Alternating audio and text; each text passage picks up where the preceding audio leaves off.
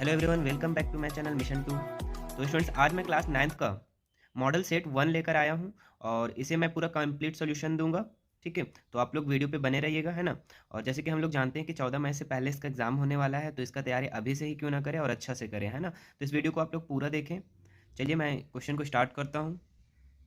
पहला क्वेश्चन देखिए, इसमें क्या है ना, 40 क्वेश्चन दिया हुआ है और 40 क्वेश्चन को करना पूरा अनिवार्य है ना। देखिए पहला क्वेश्चन क्या दिया हुआ है, निम्नलिखित में से कौन परिमेय संख्या है। तो इसमें हम लोग को बताना है कि कौन सा इसमें परिमेय संख्या है। तो हम लोग जानते हैं दोस्तों कि पी बटा क्यू परिमेय संख्या किसको कहते हैं, जिसको पी बटा क्यू के रूप में हम लोग लिख सकते हैं, उसे हम लोग क्या कहते हैं, परिमेय संख्या। तो बताओ, यहाँ 3 को हम लोग पी बटा क्यू के रूप में लिख सकते हैं, तो हाँ लिख सकते हैं 3/1, है ना। और जहाँ पे अंडर रूट हो गया, ठीक है, जहाँ पे अंडर रूट हो गया तो वो हमारा नहीं होगा, जो पाए हो गया तो वो भी नहीं होगा। तो हमारा यहाँ पे ऑप्शन दिख रहा है ए नंबर, तो ए हमारा राइट हो जाएगा। चलिए सेकंड नंबर क्वेश्चन को देखते हैं। दो परिमेय संख्याओं का गुणनफल हमेशा निम्न में से क्या होगा। तो परिमेय होगा, अपरिमेय होगा, पूर्ण होगा या फिर अभाज्य होगा। तो हम लोग जानते हैं दोस्तों कि अगर जो भी परिमेय संख्या है, ठीक है, जैसे मान लो 2 एक परिमेय संख्या है, एक और मान लो कि 4 परिमेय संख्या है, चूंकि 2/1 और 4/1 लिख सकते हैं ना, और इसको मल्टीपल करने से क्या होगा, 4 दूनी 8। तो हमेशा क्या है ना कि परिमेय संख्या का मल्टीपल करने पे आपका परिमेय ही संख्या आएगा, तो इसका ऑप्शन नंबर बी राइट हो जाएगा। चलिए थर्ड नंबर को देखते हैं हम लोग। जीरो किस प्रकार की संख्या है, अपरिमेय है या अभाज्य, विषम संख्या, परिमेय संख्या। देखो दोस्तों, ये जीरो भी है ना परिमेय संख्या हम लोग, क्योंकि जीरो को हम लोग 0/1 लिख सकते हैं या नहीं लिख सकते हैं। ये हमारा पी बटा क्यू के रूप में हो रहा है या नहीं हो रहा है, ठीक है, हो रहा है। तो ये हमारा हम लोग का क्या हो जाएगा, डी नंबर इसका ऑप्शन सही हो जाएगा, परिमेय संख्या 0।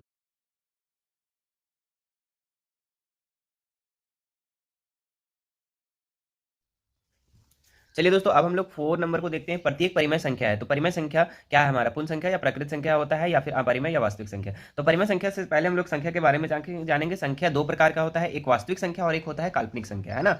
वास्तविक संख्या होता है एक काल्पनिक, और वास्तविक के अंदर जो होता है 2 होता है, एक परिमेय एक अपरिमेय, है ना। तो परिमेय हम लोग का क्या है, वास्तविक संख्या है, सिंपल सी बात है। तो इसका ऑप्शन नंबर डी इसका राइट हो जाएगा।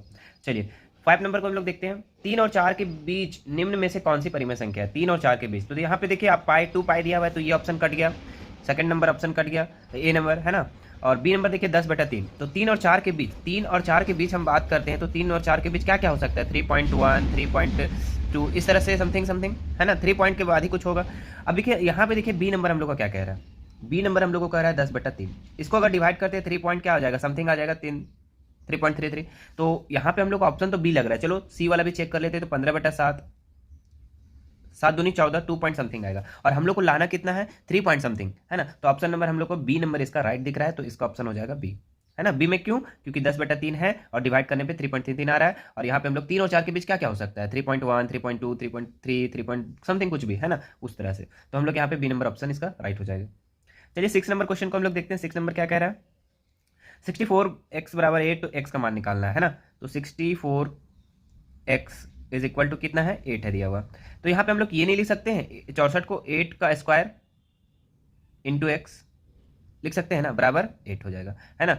अब यहाँ पे देखो दो जब बेस, अच्छा ये 8 के ऊपर क्या छुपा हुआ, 1 छुपा हुआ है ना। 8 यहाँ पे क्या है ना, बेस जब बराबर हो जाता है तो वहाँ पे पावर क्या हो जाता है, बराबर हो जाता है ना। जब बेस बराबर तो पावर भी क्या होता है, बराबर। तो 2x इज इक्वल टू क्या हो जाएगा, 1। तो x इज इक्वल टू क्या हो जाएगा, 1/2। तो देखिए 1/2 यहाँ पे कौन सा है, तो ए नंबर इसका राइट हो जाएगा, ए नंबर इसका राइट हो जाएगा। चलिए नेक्स्ट को हम लोग देखते हैं। इनमें से कौन एक चर वाला बहुपद है। तो यहाँ पे देखिए एक चर वाला बहुपद पूछ रहा है। चर हम लोग किसको कहते हैं, A B C D Y X Y Z जो भी है ना। तो इसमें देखिए ए नंबर में क्या है हम लोग का, ए नंबर में एक्स वाई मतलब 2 चर है। बी नंबर में देखिए एक्स स्क्वायर फिर एक्स, मतलब एक ही चर इसमें नजर आ रहा है। देखिए सी वाला में 2 चर है, एक्स और वाई है, और डी में तो है ही नहीं चर। तो ऑप्शन नंबर बी इसका क्या हो जाएगा, राइट हो जाएगा, है ना। ऑप्शन नंबर इसका बी राइट हो जाएगा। चलिए 8 को देखते हैं। बहुपद का 2x+6 का शून्यांक कौन सा है। तो जब शून्यांक पूछेगा तो डायरेक्ट आपको कुछ नहीं करना है, लिखना है डायरेक्ट क्वेश्चन 2x+6 और इज इक्वल टू क्या देना है, 0। शून्यांक पूछेगा तो ऐसे करना है ना। फिर 2x इज इक्वल टू क्या हो जाएगा, ये इधर आएगा तो माइनस में हो जाएगा 6, और ये x इज इक्वल टू ये मल्टीपल में इधर आके किस में हो जाएगा, डिवाइड में हो जाएगा।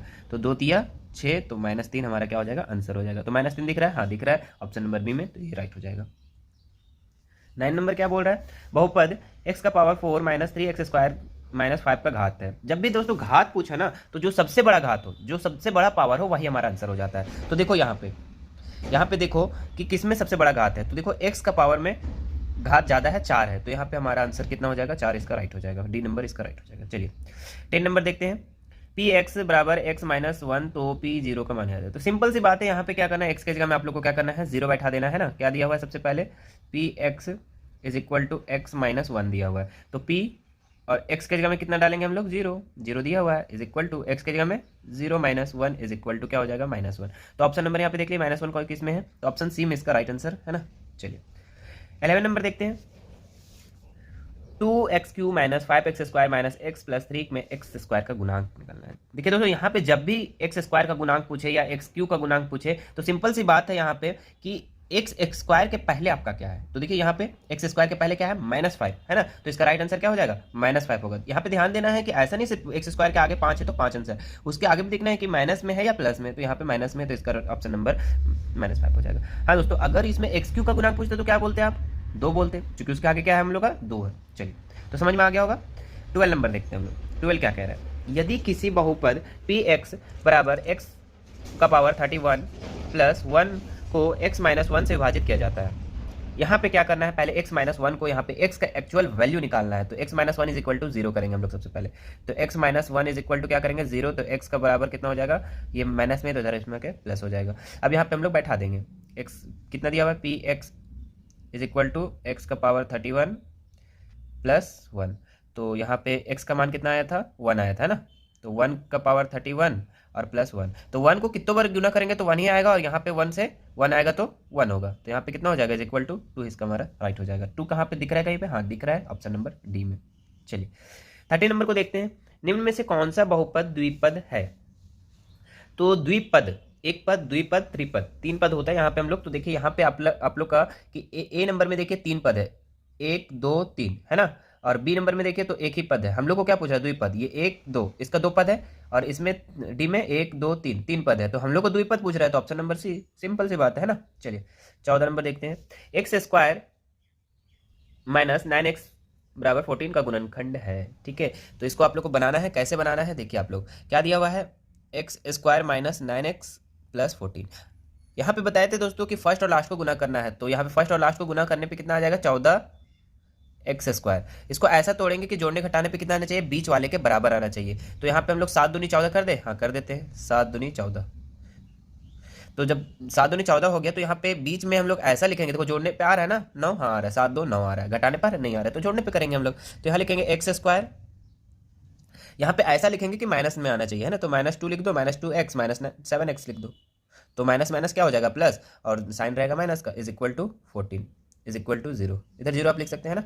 अब यहाँ पे 2 का हम लोग क्या करेंगे, पेयर बनाएंगे, 2 का क्या करेंगे, पेयर बनाएंगे। उसके बाद क्या करना है, यहाँ पे कुछ कॉमन लेना है। देखो यहाँ पे कॉमन क्या मिल रहा है, फर्स्ट वाला में x मिल रहा है, अंदर क्या बचा, x, और यहाँ पे क्या बचा, सिर्फ 2 बचा है ना। चलिए यहाँ पे क्या करेंगे, 7 कॉमन ले रहे हैं और माइनस भी कॉमन ले रहे हैं, ध्यान रखना है ना। तो माइनस जब कॉमन लेंगे तो यहाँ पे क्या बचेगा, x, और यहाँ माइनस लेंगे तो ये प्लस माइनस में हो जाएगा, तो -2। और हम हर बार बोले थे कि बीच ये वाला और ये वाला हर हाल में बराबर आना चाहिए, तो बराबर आ गया। तो अब क्या करेंगे, एक लाइन देंगे और x माइनस 7 को एक जगह लिखेंगे, और यहाँ पे x माइनस 2 को एक जगह लिखेंगे। ये दोनों को एक ही लिखेंगे, ये वाला और ये वाला है ना, ये वाला और ये वाला को एक ही लिखेंगे, ये है ना। तो यहाँ पे ऑप्शन देखिए कौन सा मिल रहा है, तो ऑप्शन नंबर बी इसका राइट हो जाएगा। समझ में आ गया। चलिए इसका नेक्स्ट को देखते हैं हम लोग, क्या दिया हुआ है। आकृति देखकर निम्नलिखित प्रश्नों के उत्तर दीजिए, है ना। तो आकृति हम आप लोग को दिख रहा होगा, है ना। यहाँ पे क्या है, 15 नंबर क्वेश्चन पढ़ते हैं। बिंदु बी का निर्देशांक पूछ रहा है, तो बी का निर्देशांक यहाँ से देखिए आप लोग, बी का निर्देशांक देखिए क्या है। तो पहले x को देखना पड़ता है, पहले x को, तो x वाला में देखो, ये वाला लाइन में तो -5 दिख रहा है, देखो -5, हाँ -5, और क्या दिख रहा है, y वाला में देखो, तो y वाला में देखो 2 दिख रहा है, 2 दिख रहा है, तो ये हम लोग का हो जाएगा। देखो किस में है इसका आंसर, -5 और 2, -5 और 2 हम लोग का ऑप्शन नंबर सी में इसका है। चलिए राइट हो जाएगा इसका। अगला क्वेश्चन को देखते हैं हम लोग। 16 नंबर क्या बोल रहा है, -3 और -5 द्वारा पहचाना गया बिंदु, है ना। तो -3 किस में आएगा, पहले x, -3 x वाला लाइन में देखेंगे हम लोग -3, तो इसमें देखो -3 किस में दिख रहा है, x वाला में, तो -3 यहाँ दिख रहा है। और क्या देखना है हम लोग को, एक मिनट, क्या पूछ रहा था, -5 है ना, -5 भी पूछ रहा है। तो -3 तो यहाँ दिख गया हम लोग, x वाला, y वाला में देखो -5, तो -5 तो y वाला में नीचे आएगा हम लोग का, तो नीचे देखो कहाँ पे -5, तो ये रहा -5 है ना। तो ये सीधा सीधा आ रहा है, ये सीधा सीधा आ रहा है, तो बिंदु कौन सा हो गया हम लोग का, ई हो गया, इसका राइट हो जाएगा ई नंबर। तो ई नंबर कहाँ है हम लोग का, बी में, चलिए बी नंबर हो जाएगा। चलिए अब डी का भुज पूछ रहा है, डी का भुज, तो डी वाला यहाँ पे देखिए, डी का भुज क्या है, यहाँ पे छोटा कर देते हैं आप लोग को, सब दिखेगा, है ना।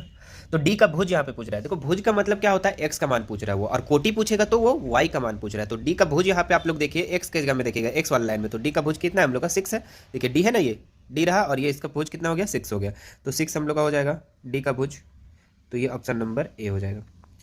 आगे देखिए कितना दिया हुआ है, बिंदु एच का कोटि पूछ रहा है, कोटि मतलब कि वाई पूछ रहा है ना, तो एच वाला देखेंगे हम लोग, एच कहाँ है, H H H H H ढूंढिए कहाँ पे, ये रहा एच है ना, और उसका कोटि पूछ रहा है, तो ये तो हम लोग का किसका है, ये तो ऊपर अगर हम लोग जाते हैं ये वाला लाइन में तो एक्स का मान निकलता है, हम लोग को ये लाइन में जाना है, और ये लाइन में जाएंगे तो हम लोग का कितना आ रहा है यहाँ पे, देखिए 3 दिख रहा है यहाँ पे, 3 दिख रहा है यहाँ पे, हाँ 3 दिख रहा है, तो इसका ऑप्शन नंबर कितना हो जाएगा, अच्छा -3 दिख रहा है ना, तो -3 हम लोग का बी नंबर इसका राइट हो जाएगा।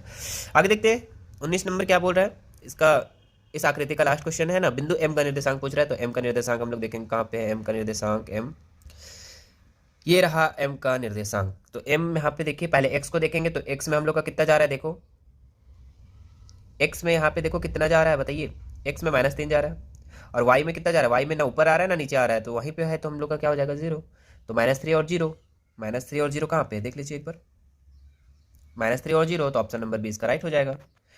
तो ये भी समझ में आ गया होगा। चलिए आगे हम लोग 20 नंबर को देखते हैं, 20 नंबर क्या कह रहा है, एक्स अक्ष और वाई अक्ष के कटान बिंदु को क्या कहते हैं, तो मूल बिंदु कहते हैं, है ना, मूल बिंदु, डी नंबर इसका राइट हो जाएगा। मतलब कि जहाँ पे एक्स और वाई कटता है ना, देखिए एक्स और वाई यहाँ पे कट रहा है ना, यहाँ पे कट रहा है, देखिए यहाँ पे कट रहा है, इसी बिंदु को हम लोग मूल बिंदु कहते हैं। चलिए नेक्स्ट देखते हैं हम लोग 21 नंबर क्या बोल रहा है, यदि 2 और 0 रैखिक समीकरण 2x + 3y बराबर k का एक हल है तो k का मान ज्ञात करना है ना। तो यहाँ पे जो शुरू में दिया हुआ है, जो शुरू में दिया हुआ है x का वैल्यू दिया हुआ है, बाद में दिया हुआ है y का वैल्यू दिया हुआ है, तो x के जगह में बैठा दो और y के जगह में बैठा दो, 2x + 3y = कितना दिया हुआ है k, तो 2 × x के जगह में कितना बैठाएंगे 2, और y के जगह में कितना बैठाएंगे 0 = k, यहाँ पे कितना हो जाएगा 4 + 0 = k, तो k कितना हो जाएगा, 0 और 4 को जोड़ेंगे तो 4 ही ना आएगा जी। चलो तो ऑप्शन नंबर ए इसका राइट हो जाएगा, 4 आ जाएगा। आगे देखते हैं हम लोग 22 नंबर, दो चर वाले रैखिक समीकरण का मानक रूप है, तो देखिए ax + by + c है ना, इसका बी नंबर हम लोग को दिख रहा है, दो चर वाले रैखिक समीकरण का मानक रूप हम लोग ax + by + c के रूप में लिखते हैं। चलिए नेक्स्ट देखते हैं हम लोग, दो चर वाले रैखिक समीकरण का ग्राफ प्रदर्शित करता है, तो दो चर वाले रैखिक समीकरण जो भी हम लोग का होता है वो एक सरल रेखा होता है, क्या होता है, सरल रेखा होता है, तो इसका ऑप्शन नंबर ए हो जाएगा। आगे देखते हैं 24 नंबर, x = 5 और y = 2 निम्नलिखित में से किस रैखिक समीकरण का हल है। चलिए तो यहाँ पे x भी दिया हुआ है, y भी दिया हुआ है, हम लोग को एक एक करके ऑप्शन में चेक करना है कौन सा इसमें सही है। तो ए नंबर को अगर हम लोग देखते हैं तो x के जगह में 5 बैठाएंगे, है ना, ए नंबर को देखिए, तो x + 2y = कितना दिया हुआ है जी 7, तो x के जगह में कितना बैठाएंगे 5 बैठाएंगे, और 2 और y के जगह में कितना बैठाएंगे 2 बैठाएंगे, तो कितना हो जाएगा बताओ, 5 + 2 दूनी 4 = 7, तो 5 4 9 हो रहा है और यहाँ पे 7 हो रहा है, तो क्या ये मैच कर रहा है, नहीं मैच कर रहा है, दोनों साइड इक्वल होना चाहिए, है ना, तो ये हम लोग का गलत हो गया, ये गलत हो गया। आगे नेक्स्ट देखते हैं, बी नंबर में बैठा के देखते हैं, चलो डायरेक्ट देख लेते हैं, 5 और 5 25 हो जाएगा, और यहाँ जोड़ देंगे तो 7 के बराबर आएगा, तो हर हाल में नहीं आएगा। यहाँ पे देखते हैं सी नंबर का, 5 x के जगह में बैठा दो और y के जगह में 2 बैठा दो, 5 + y के जगह में बैठा दो 2 = 7, तो दोनों जोड़ो तो 7 = 7, तो ऑप्शन नंबर सी इसका राइट हो जाएगा। ठीक है, समझ में आ गया दोस्तों। आगे हम लोग 25 नंबर को देखते हैं, 25 नंबर क्या कह रहा है, रैखिक समीकरण 2x + 3y = 12 का एक हल है ना, तो इसमें देखना है किसका हल है, तो ए नंबर दिया हुआ है 2 3 3 2, मतलब कि x और y का मान यहाँ पे नीचे दिया हुआ है ना, तो x के जगह में 2 बैठा के देखेंगे, चलो ऑप्शन पहले एक चेक कर लेते हैं, तो 2 x के जगह में बैठाएंगे 2, देखो कितना बैठाएंगे 2 और +3 y है ना, तो y के जगह में 3 बैठाएंगे × 3 = 12 आ रहा है, देखो तो 2 दूनी 4 और 3 3 9 = 12 आ रहा है, नहीं आ रहा है, तो ये हम लोग का कट गया, नहीं होगा। आगे देखते हैं हम लोग, 3 बैठाते हैं x के जगह में, देखो 3 यहाँ पे बैठाओ, x के जगह में 2 y के जगह में बैठाओ, तो हो रहा है 3 दूनी 6 और 2 3 6, हाँ हो जा रहा है, तो यहाँ पे हम लोग को देखो एक बार मिला लेते हैं इसको, तो 2 × x के जगह में कितना बैठाने बोल रहे हैं जी 3, और प्लस y के जगह में कितना बैठाने बोल रहे हैं बताओ, 2 बैठाने बोल रहे हैं, तो 3 दूनी 6 और 2 3 दूनी 6, तो देखो बराबर 12 आ रहा है ना, तो ऑप्शन नंबर इसका कितना हो जाएगा, बी नंबर इसका राइट हो जाएगा। चलिए 26 नंबर देखते हैं हम लोग, यदि बिंदु 2,3 x + y के द्वारा निरूपित है तो k का मान ज्ञात करना है। तो सिंपल सी बात है, इसमें x के जगह में 2 बैठा दो और y के जगह में 3, हम लोग जानते हैं ना कि पहले x दिया हुआ रहता है उसके बाद y दिया हुआ रहता है, ये चीज़ पता है या नहीं है, ये चीज़ पता होगा तभी आगे बन रहा है हम लोग का, है ना, तो 2 दिया हुआ है और y के जगह में कितना दिया हुआ है 3 दिया हुआ है, = कितना हो जाएगा k, तो 3 2 5 = k, तो हम लोग का ऑप्शन कौन सा दिख रहा है, डी नंबर दिख रहा है, तो ये राइट हो जाएगा। आगे देखते हैं हम लोग 27 नंबर, रैखिक समीकरण 4x + 3y = 12 का आलेख x अक्ष के किस बिंदु पर प्रतिच्छेद करेगा। जब भी बात करेगा एक्स अक्ष पे तो y इज इक्वल टू क्या हो जाएगा हम लोग का 0 हो जाएगा, y इज इक्वल टू 0 हो जाएगा, है ना। चलो तो यहाँ पे अगर y इज इक्वल टू 0 है तो हम लोग जानते हैं कि पहले x दिया हुआ रहता है उसके बाद y दिया हुआ रहता है, पहले x फिर y, है ना। तो यहाँ पे देखिए आप पहला कि जब y इज इक्वल टू ये 0 कह रहा है, y इज इक्वल टू 0 कह रहा है तो ये ऑप्शन तो कट जाएगा क्योंकि y की जगह में 6 दिया हुआ है, ये ऑप्शन भी कट गया तो y की जगह में 2 दिया हुआ है ना। a और c में दोनों में से कोई भी हो सकता है। तो एक करके चेक कर लेते हैं। पहले a नंबर करके देखते हैं तो 4 दिया हुआ है इंटू एक्स की जगह में कितना दिया हुआ है 4, और हम लोग जानते हैं कि y का मान कितना बैठाएंगे 0 बैठाएंगे, इज इक्वल टू 12 हो रहा है क्या, 4 चौके 16 और 0 3 शून्य शून्य है ना, और 12 हो रहा है, नहीं हो रहा है तो ये भी कट गया। तो ऑप्शन नंबर सी इसमें राइट लग रहा है, एक बार बैठा लो। तो 4 तिया 12 हो जाएगा और 3 को 0 से मल्टीपल करेंगे तो कितना हो जाएगा 0 हो जाएगा और 12 हो जाएगा, सिंपल सी बात है ना। बैठा दे एक बार, चलो बैठा लेते हैं। 4x प्लस 3y दिया हुआ है इज इक्वल टू 12 दिया हुआ है, यहाँ पे 4 इंटू एक्स के बैठाएंगे कितना 3 बैठाएंगे और y के जगह में कितना बैठाएंगे 0 बैठाएंगे और 12 हो जाएगा। तो 4 तिया 12 इज इक्वल टू 0 बराबर 12, तो 12 इज इक्वल टू 12 है ना। तो ये ऑप्शन नंबर हम लोग का सी राइट हो जाएगा। आगे देखते हैं हम लोग 60 का पूरक मान क्या होगा। तो 60 का पूरक मान मतलब क्या कि x plus Y is equal to कितना होना चाहिए 90 होना चाहिए, है ना। दो कोण को मिला करके 90 होना चाहिए।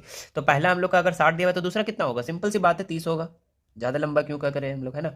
आगे देखते हैं वह कोण जो 90 से 30 से अधिक तथा 180 से कम है क्या कहलाता है। तो देखो दोस्तों यहाँ पे क्या है कि 90 से जो ज़्यादा डिग्री हो और 180 से कम हो उसको हम लोग क्या कहते हैं अधिक कोण कहते हैं, और जो 0 डिग्री से बड़ा और 90 डिग्री से छोटा हो उसे न्यून कोण कहते हैं, ठीक है। तो ध्यान रखना दोनों क्वेश्चन फिर से एक बार फिर से सुन लो कि जो 90 से बड़ा और 180 से छोटा उसको अधिक कोण, और जो 0 से बड़ा 90 से छोटा उसको हम लोग क्या कहते हैं न्यून कोण, सिंपल सी बात है। चलो 30 नंबर को देखते हैं हम लोग। 30 नंबर क्या करें, उस कोण की माप क्या है जो अपने पूरक कोण से आधे से 30 अधिक हो, ठीक है।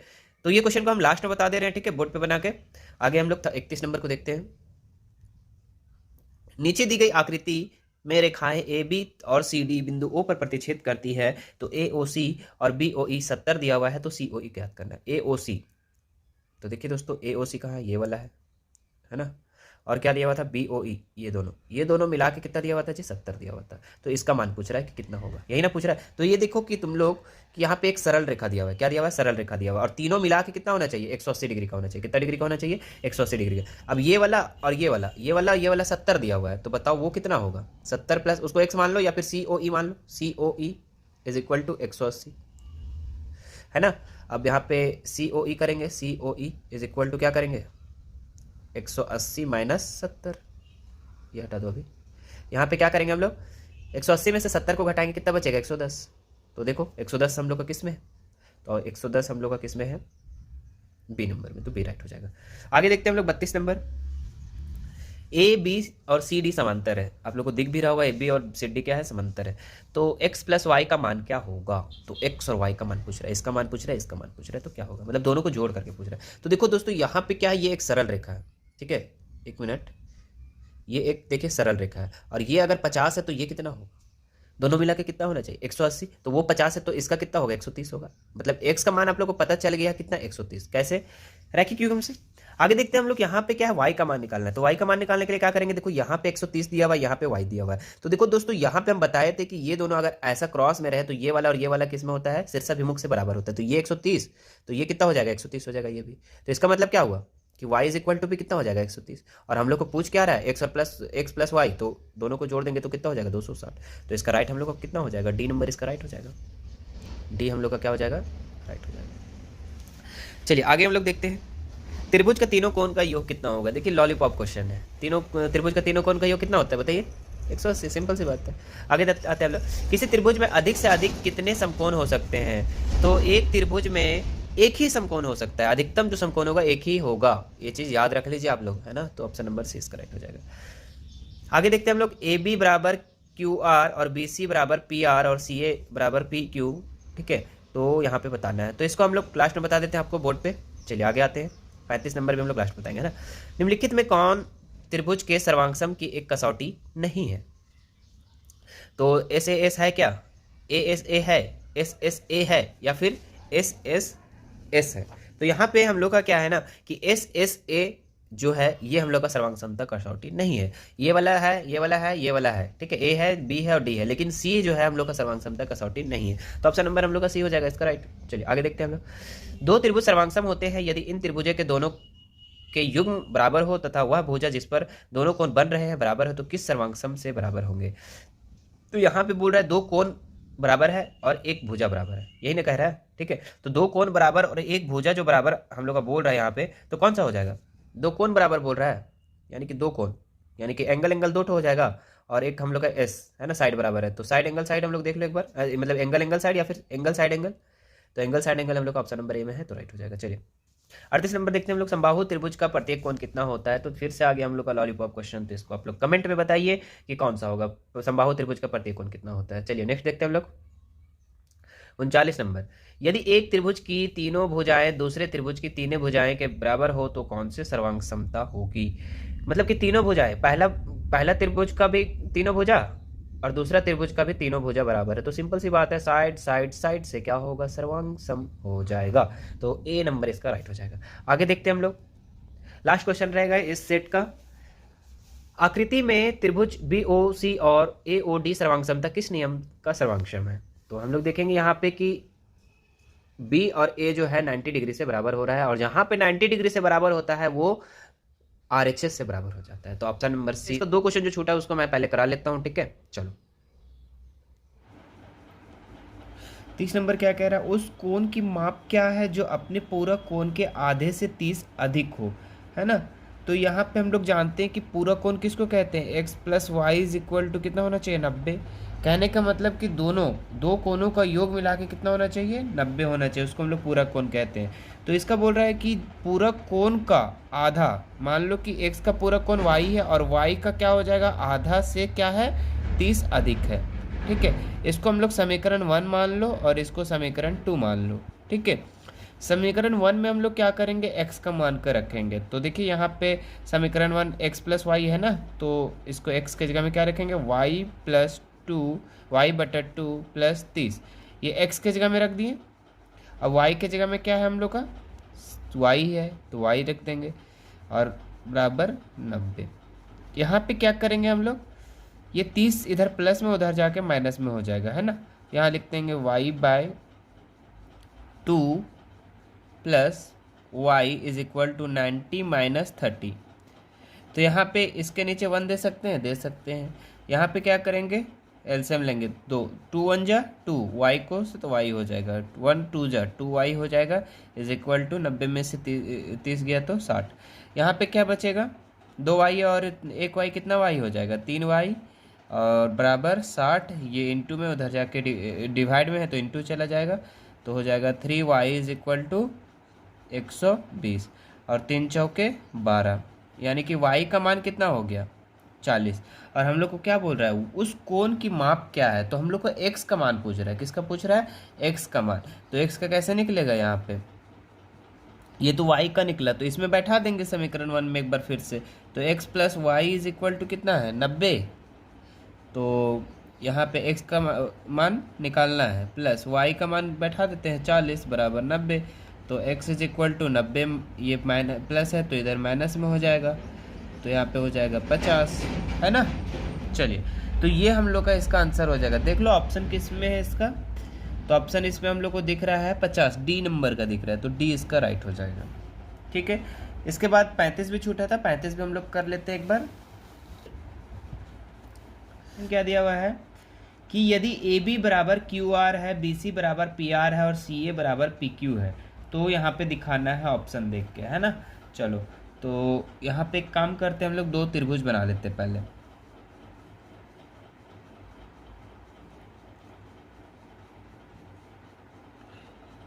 एक ए बी सी है, एक पी क्यू आर है ना। चलो, तो यहाँ पे क्या दिया हुआ है, ए बी बराबर क्यू आर, ए बी बराबर क्यू आर दिया हुआ है, यानी कि ये वाला और क्यू आर बराबर है, और क्या बराबर है देख लो जरा, बी सी बराबर पी आर भी दिया हुआ है, बी सी बराबर पी आर, तो बी सी ये वाला और पी आर ये वाला। और कुछ है, हाँ, सी ए बराबर पी क्यू दिया हुआ है, सी ए बराबर पी क्यू दिया हुआ है, तो सी ए ये वाला और पी क्यू ये वाला, ये तीनों बराबर है आपस में। यहाँ पे ए बी को हम लोग, ए बी का अगर सम्मुख कोण देखें तो कौन सी होगा या नहीं होगा, होगा बराबर। और क्यू आर का सम्मुख कोण कौन सा है, क्यू आर का सम्मुख कोण पी है, तो कोण पी बराबर होगा। सी और पी बराबर हो गए। इस हिसाब से यहाँ पे आते हैं, बी सी का समूह कौन कौन सा है हम लोग का, ए है, तो कौन ए हो जाएगा बराबर। और पी आर के समूह कौन कौन सा है हम लोग का, पी आर का समूह कौन, क्यू है, तो कौन क्यू हो जाएगा। आगे देखते हैं एस सी ए का समूह कौन, बी। और पी क्यू का समूह कौन, पी क्यू का समूह कौन, आर। कहने का मतलब क्या बता रहा है कि ए बराबर क्यू का होगा, सी बराबर पी होगा और बी बराबर क्यू होगा। तो यहाँ पे हम देखो हम लोग को ऑप्शन दे दिए हैं यहाँ पे, ठीक है। ऑप्शन के हिसाब से हम लोग देखेंगे कि क्या ये कौन सा इसका सही होगा, ठीक है। तो देखो यहाँ ए के बराबर पी बता रहा है, तो इधर देखो यहाँ पे ए के बराबर पी है नहीं, ए के बराबर तो क्यू है, तो ये ऑप्शन कट गया। बी नंबर देखते हैं, सी के बराबर पी होना चाहिए, बी के बराबर क्यू होना चाहिए, ए के बराबर आर होना चाहिए। सी के बराबर पी है, सी के बराबर पी है, चलो ये सही है। बी के बराबर क्यू है, तो बी के बराबर आर है, तो ये भी ऑप्शन हम लोग का कट गया। इसको देख लेते हैं, बी के बराबर आर है, हाँ बी के बराबर आर है। ए के बराबर पी है, तो ए के बराबर क्यू है, तो ये भी ऑप्शन कट गया। तो यहाँ पे क्या हो जाएगा हम लोग का, इनमें से कोई नहीं, ये हम लोग का राइट हो जाएगा, ठीक है। चलो यहाँ पे क्या होना चाहिए, सी के बराबर पी होना चाहिए, ए के बराबर क्यू और बी के बराबर आर होना चाहिए, जो कि यहाँ पे तीनों में से ऑप्शन नहीं है, तो ये गलत हो जाएगा। चलो